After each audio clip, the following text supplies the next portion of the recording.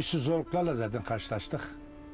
Davarımız elimizde kaldı, kestik. En son elimde bir katır kalmıştı. Ona yüklettim çünkü yolumuz yoktu. Devletçe zaten bu köye hiçbir altyapından tut hiçbir faydası olmamış. Yani bu köyün kuruluşundan bu taraf devletin hiçbir yararı olmamış. Bir tek köprü yapıldı 1962'de, onu da bu terörden dolayı kestiler yani. Suya verdiler ha. İşte dedim ya, son çıktığım gün işte bu gördüğüm evin, yıkık evi, yakılmış evi, kapısını kilitledim. Üzülerek, ağlayarak zaten çatıp gittik. Benimle beraber bir köpeğim vardı. O 40 kilometre Tunceli'ye kadar arabayı takip ederek geldi. Bunlar unutulmayacak şeyler, anlatabiliyor muyum? Senin en sadık dostun köpek derler ya. O köpeğin o gelişi benim içime işlendi. O açıdan hiç unutmuyorum, anlatabiliyor muyum? Bunlar aklıma gelince tabii ki adam hüzünlenir.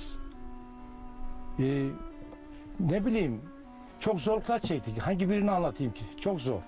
Anlatmak bile zor. Yine vatandaş olarak bazı taleplerimizi, bazı değil çoğu taleplerimizi hani resim kanallarla, dilekçelerle bildirdiğimiz halde hiçbir vaatimiz yerine gelmedi.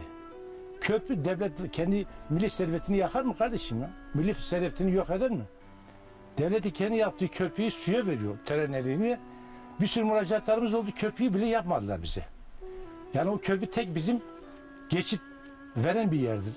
Pülümür çayın üzerinden bu tarafa geçmemiz lazım ki köye ulaşalım. Ulaşamadığımız sürece de bu köye hiçbir katkımız olmaz. İlkbaharın geleceği insan fidanına su veresin. Halk suyunu getiresin. Bu konudan mağduruz yani. Yapacağımız bir şey yok. Şimdi Tunceli'ye yerleştik. Tunceli'de de zaten iş sahası yoktur. Çalışıyorumuz hep boştu. İyi kötü ben hani İnşaatta çalışıyordum. İnşaat ustasıydım. Onunla geçimimi yapıyordum. 5 tane çocuğa bakıyordum. 5 tane çocuk okutuyordum.